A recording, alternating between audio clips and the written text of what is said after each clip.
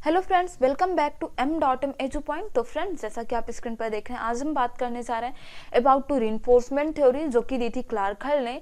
देखते हैं क्या कुछ बातें हैं क्लार्क हल के सिद्धांत में, और ये थ्योरी आपके एग्जाम के पॉइंट ऑफ व्यू से कैसे इंपॉर्टेंट हो जाती है, क्यों इंपॉर्टेंट हो जाती है, और क्या कुछ बातें इंपॉर्टेंट हैं आपके एग्जाम के पॉइंट ऑफ व्यू से। देखते हैं सारी बातें, तो यार लास्ट तक जरूर बने रहिएगा। देखते हैं। ओके, तो फर्स्ट ऑफ ऑल मैं आपको बता दूं, ये जो हमारे क्लार्क हल हैं, इनका पूरा नाम क्या है भाई? क्लार्क लियोनार्ड हल। क्या भाई? क्लार्क लियोनार्ड हल। ओके, ये नाम याद रखिएगा, इंपॉर्टेंट है। इनफैक्ट आपको पूरा नाम तो पता ही होना चाहिए किसी का भी। Okay, so first of all हम इनके नाम से ही स्टार्ट करते हैं। क्लार्क लियोनार्ड हल इनका नाम है। ओके, एंड एक्सपेरिमेंट किस पे किया था इन्होंने? एक्सपेरिमेंट किस पे किया था भाई? तो एक्सपेरिमेंट इन्होंने भी चूहे और बिल्ली पे ही किया था।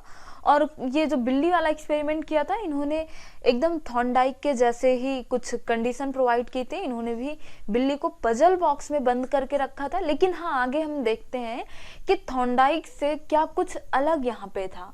हालांकि पजल बॉक्स में थॉर्नडाइक ने भी बिल्ली को बंद करके रखा था, एंड यहाँ पे क्लार्क लियोनार्ड हल ने भी यही किया था, पजल बॉक्स में बिल्ली को बंद करके रखा था।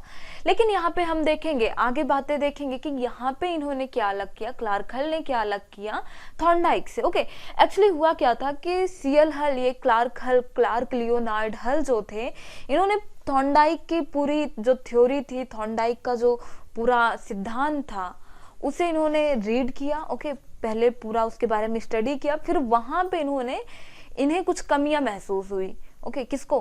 क्लार्क हल को लगा कि नहीं भाई, यहाँ पे कुछ कमियां हैं। तो फिर क्लार्क हल ने 1915 में, ओके, कब? 1915 में एक अपनी बुक लॉन्च की। बुक का नाम क्या था भाई? बुक का नाम याद रख लीजिएगा, यहाँ पे मैं लिख देती हूँ, आप भी लिख लीजिएगा। प्रिंसिपल ऑफ बिहेवियर्स इनकी बुक का नाम था। ओके, इंपॉर्टेंट है भाई। देखो, जितने साइंटिस्ट हैं उनकी बुकें इंपॉर्टेंट है बिकॉज ऑफ पूछ ली जाती है। ओके, यहाँ पे आपसे पूछा जा सकता है कि भाई ये प्रिंसिपल ऑफ बिहेवियर, ये बुक किसने लिखी है? जेरोम ब्रूनर ने लिखी है, क्लार्क हल ने लिखी है, थॉर्नडाइक ने लिखी है, नॉम चॉम्स्की ने लिखी है। तो आपको बताना होगा वहां पे। ओके, जब आपको पता होगा तो आप इजिली बता सकोगे। तो यहाँ पे याद रखिएगा, प्रिंसिपल ऑफ बिहेवियर बुक किसने लिखी है? क्लार्क हल ने लिखी है। ओके, तो इस बुक में इन्होंने अपना एक्सपेरिमेंट, जो भी एक्सपेरिमेंट इन्होंने किया था यहाँ पे बिल्ली और चूहे पे, वो जो पूरी बातें थी, जो पूरी थ्योरी थी, जो पूरा प्रिंसिपल था, इन्होंने 1915 में इस बुक में दिया। कौन सी बुक में भाई? प्रिंसिपल ऑफ बिहेवियर में इन्होंने ये पूरा सिद्धांत प्रस्तुत किया। तो आगे बातें करते हैं इस सिद्धांत में क्या कुछ बातें थी। ओके, देखते हैं। अधिगम के प्रबलन का सिद्धांत का प्रतिपादन अमेरिका के मनोवैज्ञानिक क्लार्क लियोनार्ड हल ने किया था। एज यू नो, अधिगम के प्रबलन, जिसे आप पुनर्बलन बोलते हो, रीइंफोर्समेंट बोलते हो, उस सिद्धांत का प्रतिपादन किसने किया भाई? क्लार्क लियोनार्ड हल, जो कि कहां से थे भाई? अमेरिका के मनोवैज्ञानिक थे। ओके, क्लार्क हल ने अपनी पुस्तक प्रिंसिपल ऑफ बिहेवियर में पुनर्बलन का सिद्धांत को प्रस्तुत किया। ऐसा ना, आपको पता है, आप लास्ट स्लाइड में देख के आ रहे हो, एंड इज क्लार्क लियोनार्ड हल। ओके, यहाँ पे आप इमेज इनकी देख सकते हैं। एंड यहाँ पे इन्होंने दो बातें बोली थी भाई, सीखा कैसे जाता है, लर्निंग कैसे होती है, अधिगम कैसे होता है, उसके बारे में इन्होंने दो बातें बोली थी। इन्होंने दो बातें क्या बोली थी भाई? इनका जो की पॉइंट था वो इन्होंने क्या बोला था? अधिगम का आधार क्या है? आवश्यकता की पूर्ति है। सीखने का आधार क्या है? आवश्यकता की पूर्ति है। लर्निंग क्या है भाई? आवश्यकता की पूर्ति है। कोई भी चीज हो, आप कब सीखोगे भाई? जब उसकी आपको आवश्यकता होगी। कब सीखोगे आप? जब आपको आवश्यकता होगी। आप यहाँ पे आके क्यों पढ़ रहे हो भाई? यहाँ पे आके आप क्यों सीख रहे हो? टीचिंग क्यों सीख रहे हो? आप टीचिंग ट्रेनिंग क्यों करते हो? पढ़ाना क्यों सीख रहे हैं? क्योंकि भाई आपको आवश्यकता है। और आवश्यकता कैसी है? किसी को ये प्रोफेशन अच्छा लगता है। ओके, और किसी को है ये कि हाँ भाई टीचिंग में बड़ा कॉलर है, और किसी को ये है कि हाँ भाई ठीक है, हमें अपनी मतलब कुछ ख्वाहिशें पूरी करनी है। ओके, देखो, आप टीचिंग क्यों कर रहे हो? आपको पता है कि यहाँ पे आके आप क्यों पढ़ रहे हो? आपको सीटेट का एग्जाम क्वालिफाई करना है। अच्छा, आप, ये आवश्यकता है भाई, सीटेट का एग्जाम क्वालिफाई करना है आपको, इसीलिए आप सीख रहे हो यहाँ पे। अच्छा, सीटेट का एग्जाम क्यों क्वालिफाई करना है आपको सुपर टेट एग्जाम क्वालिफाई करना है, ये भी आवश्यकता है ना? सुपर टेट क्यों क्वालिफाई करना है भाई? आपको टीचर बनना है ना? आपको टीचर बनना है। अब टीचर बनना भी तो आवश्यकता है। टीचर क्यों बनना है भाई? आपको घर चाहिए, आपको गाड़ी चाहिए, है ना, मतलब ये आपकी जो रोजमर्रा वाली जिंदगी है, आपको घर चाहिए, घर तो अच्छा हो गया, और ये जो कपड़ा वपड़ा दुनिया भर का होता है, ये जो रोजमर्रा की जिंदगी, आपकी जो जरूरतें हैं भाई, वही आवश्यकता। हम आ गए ना आवश्यकता पे, आ गए ना आवश्यकता पे।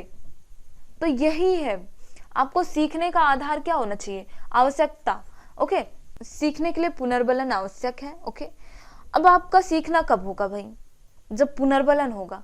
आप कोई काम कर रहे हो, ओके, सपोज आप क्वेश्चन पेपर सॉल्व करते हो, क्वेश्चन पेपर आप सॉल्व करने बैठे, ओके, तो जब आप क्वेश्चन पेपर सॉल्व करने बैठे तो आपको पता है कि आपका एक पेपर कितने मार्क्स का होता है? 150 का होता है। अब जब first time question paper solve करने बैठे तो वहां पे आपके मार्क्स आए 80, तो आपको लगा कि ठीक है यार 10 ही नंबर तो कम है। तो फिर दोबारा आपने मतलब क्वेश्चन पेपर सॉल्व किया, आपके मार्क्स आए 90। तो यहाँ पे आपको पुनर्बलन मिल रहा है, रीइंफोर्समेंट मिल रहा है भाई, आपके नंबर बढ़ रहे हैं। फिर से आपने सॉल्व किया, आपको यहाँ पे लग रहा है कि यार ठीक है एक बार से और सॉल्व कर लिया जाए, ओके, मे बी नंबर बढ़ जाए। तो यहाँ पे आपने जब सॉल्व किया तो यहाँ पे आपके नंबर आए 111। आपको लगा वाह यार, मतलब ये ट्रिक काम करे। तो यहाँ पे ये जो आपके अंदर ये चीज आती है ना कि एक बार और कर लिया जाए, यहाँ पे इतना हुआ है तो आगे चल के और हो जाए, उसे क्या बोलते हैं? पुनर्बलन बोलते हैं, रीइंफोर्समेंट बोलते हैं। ओके, और एक बात समझिए, अगर आप क्वेश्चन पेपर सॉल्व करने बैठे और 150 में से आपके नंबर आ रहे हैं 125, तो क्या होगा? आप हतोत्साहित हो जाओगे, आप दोबारा काम नहीं करोगे, दोबारा क्वेश्चन पेपर सॉल्व नहीं करोगे। अगर करोगे भी तो भाई दबे मन से करोगे, आपका मन नहीं होगा। इवन आप ऐसे देखते हो, आप कोई काम करने जाते हो, अगर मतलब एकदम से उसमें जो मार्किंग होती है एकदम ऐसे आती है तो आपको लगता है कि यार मजा नहीं आ रही, दोबारा ये काम नहीं कर। इवन आप प्रोफेशन भी वही चूज करते हो जिसमें आप थोड़े बड़े अच्छे होते हो। आपको सब्जेक्ट वही अच्छा लगता है जो आपको आ रहा होता है, जिसमें आपकी टीचर आपको शाबाशी दे रही होती है, जिसमें आपका नंबर अच्छा आ रहा होता है।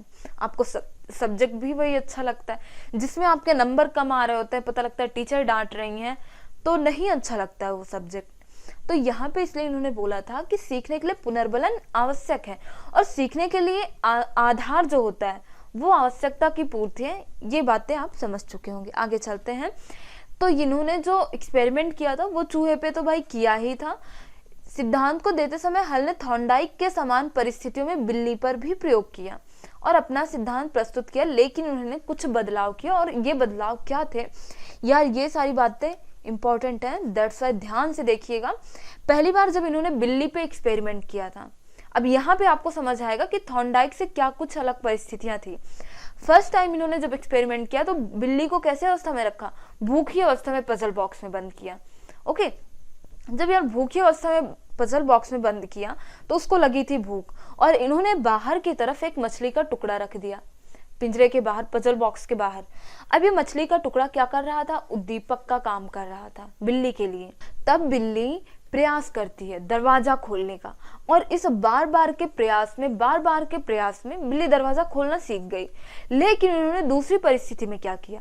दूसरी परिस्थिति में इन्होंने पहले बिल्ली को एकदम भरपेट खाना खिलाया, बिल्ली को एकदम भरपेट भोजन करा दिया गया। तब बाहर की तरफ मछली का टुकड़ा रखा गया। मछली के टुकड़े को इन्होंने उद्दीपक के रूप में रखा बिल्ली के लिए, पजल बॉक्स के बाहर। तो अब यहाँ पे क्या देखा इन्होंने कि बिल्ली जो थी वो पजल बॉक्स में पालथी मार के बैठ गई। अब वो बिल्ली जो थी वो दरवाजा खोलने का प्रयास ही नहीं कर रही है, बाहर आने का प्रयास ही नहीं कर रही है। जब वो बाहर आने का प्रयास नहीं कर रही है तो वो दरवाजा खोलना सीखेगी? नहीं सीखेगी। दरवाजा खोलना सीखेगी? नहीं सीखेगी। तो यहाँ पे इन्होंने पाया, जैसे हमने पीछे बातें की थी, कि यार सीखने के लिए आधार क्या होना चाहिए? आवश्यकता होनी चाहिए। सीखने का आधार क्या है? आवश्यकता। अब बिल्ली को यहाँ पे मछली की आवश्यकता नहीं है तो वो सीख भी तो नहीं रही है ना। जैसे हम ही लोग हैं, हमें हर सुख सुविधाएं प्रोवाइड की जा रही हो, मतलब एकदम लग्जरी लाइफ चल रही हो, तो कोई क्यों ही मेहनत करेगा, है ना। तो आप बातें समझ पा रहे हैं। जैसा कि इन्होंने बताया था कि सीखने का आधार क्या है भाई? आवश्यकता की पूर्ति है। सीखने का आधार क्या है? आवश्यकता की पूर्ति है। तो भाई यहाँ पे निष्कर्ष निकल के क्या आता है? बिल्ली अपनी भूख मिटाने के लिए, अब बिल्ली की भूख क्या थी भाई? आवश्यकता थी मछली प्राप्त करने के लिए। ओके, आवश्यकता की पूर्ति के लिए दरवाजा खोलने का प्रयास कर रही थी।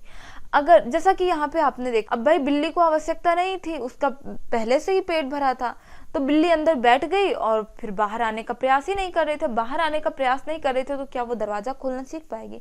नहीं सीख पाएगी। अब यहाँ पे क्लार्क हल ने पुनर्बलन के कितने प्रकार बताए भाई? 2 प्रकार बताए। कौन कौन से? सकारात्मक पुनर्बलन या नकारात्मक पुनर्बलन। उससे पहले यार आपको पता है पुनर्बलन क्या है? हम पीछे बातें करके आए। एज यू नो, पुनर्बलन देखो वह स्थिति है जब किसी छात्र के अधिगम की जो प्रक्रिया है, इस प्रक्रिया को प्रभावित कर दे या फिर इसमें वृद्धि कर दे। ओके, बातें क्लियर होती हैं? मतलब पुनर्बलन एक कोई ऐसी स्थिति है, बातें एकदम वर्ड टू वर्ड सुनिएगा। पुनर्बलन एक कोई ऐसी स्थिति है जो किसी छात्र के जो अधिगम की प्रक्रिया है, अधिगम की जो प्रक्रिया है, इसको प्रभावित कर दे या फिर इसमें वृद्धि कर दे। ओके, तो यहाँ पे देखते हैं सकारात्मक पुनर्बलन क्या है, नकारात्मक पुनर्बलन क्या है।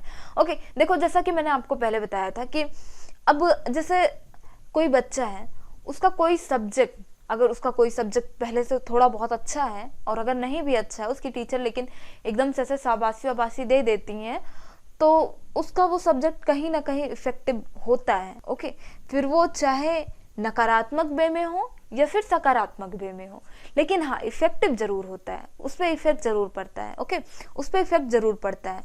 और जैसा कि मैंने आपको लास्ट स्लाइड में दिखाया था पीछे कि हाँ, अगर कोई मेहनत कर रहा है, उस मेहनत का अगर उसको सकारात्मक परिणाम मिलता है, उस मेहनत का अगर उसको सकारात्मक परिणाम मिलता है, तो उस व्यक्ति को कहीं ना कहीं उससे भी पुनर्बलन मिलता है, उस व्यक्ति को उससे भी पुनर्बलन मिलता है। जैसा कि मैंने आपको बताया था कि अगर कोई एग्जाम या अगर कोई क्वेश्चन पेपर सॉल्व करने बैठा है, अगर फर्स्ट टाइम में उसके 80 मार्क्स आते हैं तो उसको लगता है यार 10 ही नंबर तो कम है, क्या करें, अब हमें थोड़ी सी और मेहनत कर लेनी चाहिए। तो नेक्स्ट टाइम में उसका 90 मार्क्स आ जाता है, फिर वो सोचता है अच्छा इस बार तो 10 नंबर बढ़े हैं और मेहनत करूं, तो अगली बार उसके 110 नंबर आ जाते हैं। तो यहाँ पे ये जो व्यक्ति सोचता है ना, वो पुनर्बलन वाली स्थिति है। तो यहाँ पे देखते हैं फिलहाल सकारात्मक पुनर्बलन क्या है, नकारात्मक पुनर्बलन क्या है, सारी बातें देखते हैं। सकारात्मक पुनर्बलन ऐसा पुनर्बलन जो शाब्दिक या अशाब्दिक, जैसा कि मैंने आपको बताया कि जैसे टीचर वगैरह होते हैं या फिर पेरेंट्स होते हैं, किसी बच्चे की थोड़ी बहुत शाबाशी कर दें तो और बेहतर करने का प्रयास करता है। वो सोचता है कि अच्छा ठीक है, अगर मुझे अभी इतनी शाबाशी मिल रही है, अगर मैं इस काम को और बेहतर तरीके से करूंगा या करूंगी तो मुझे और कितनी शाबाशी मिलेगी। बातें क्लियर होते हैं? जैसे एक स्टूडेंट क्लास में सेकंड आता है, एक स्टूडेंट जब क्लास में सेकंड आता है तो उसे प्राइज वगैरह मिलते हैं, तो उसे लगता है कि यार सेकंड आया हूं तब इतना प्राइज मिला है, अगर मैं फर्स्ट आ गया क्लास में तब क्या होगा, तब कितने प्राइज मिलेंगे। तो यहाँ पे ना ये इसको पुनर्बलन मिलता है, इसको रीइंफोर्समेंट मिलता है।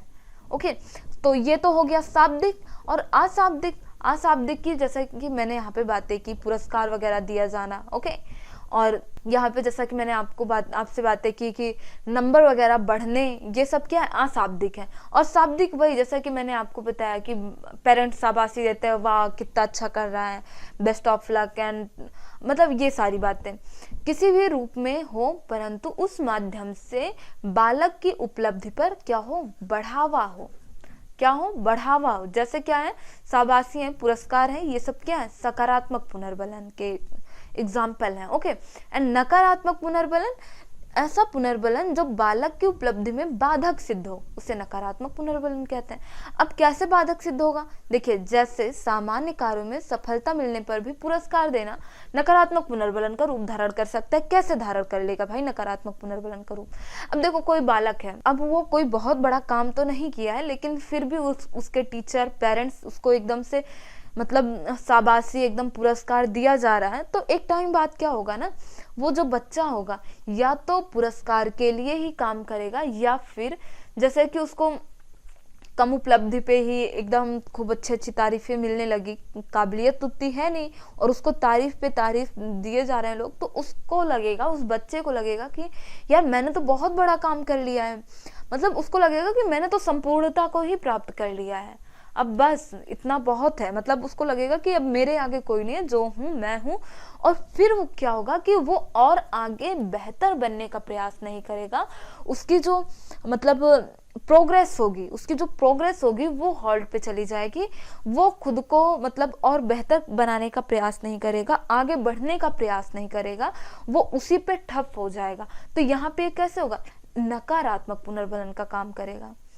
और इस पुनर्बलन के सिद्धांत को और किस किस नाम से जानते हैं देख लेते हैं। ओके, हल का जो ये प्रबलन का सिद्धांत है इसको और किस नाम से जानते हैं, एक तो भाई गणितीय सिद्धांत के नाम से जानते हैं, सबलीकरण का सिद्धांत के नाम से जानते हैं, हल के प्रबलन का सिद्धांत को अन्य किस नाम से जाना जाता है। यार ये बातें इंपॉर्टेंट होती हैं, बिकॉज ऑफ ये एग्जाम में पूछ लिया जाता है कि इस सिद्धांत को और किस नाम से जानते हैं, या फिर आपको ऐसे 4 एग्जाम्पल दिए जाएंगे और पूछा जाएगा इसमें से ये प्रबलन का सिद्धांत कौन सा है, तो वहां पे आपको इसका और नाम पता होना जरूरी। ओके, और जैसा कि मैंने आपको बताया, सबलीकरण का सिद्धांत, परिकल्पित निगमन का सिद्धांत, आवश्यक अवकलन का सिद्धांत, जैविकीय अनुबंधन का सिद्धांत, चालक न्यूनता का सिद्धांत, यथार्थ अधिगम का सिद्धांत, परिष्कृत सिद्धांत, प्रबलन का सिद्धांत तो आप पढ़ ही रहे हो।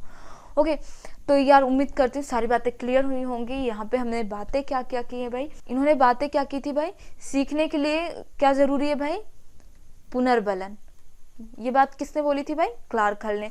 और दूसरा पॉइंट इन्होंने क्या बोला था कि सीखने का आधार क्या है। देखो यहाँ पे ये दोनों बातें मतलब अंतर रखिएगा, सीखने का आधार क्या है, आवश्यकता है, लेकिन सीखने के लिए आवश्यक क्या है, पुनर्बलन। सीखने का आधार है आवश्यकता, एंड सीखने के लिए आवश्यक क्या है, पुनर्बलन।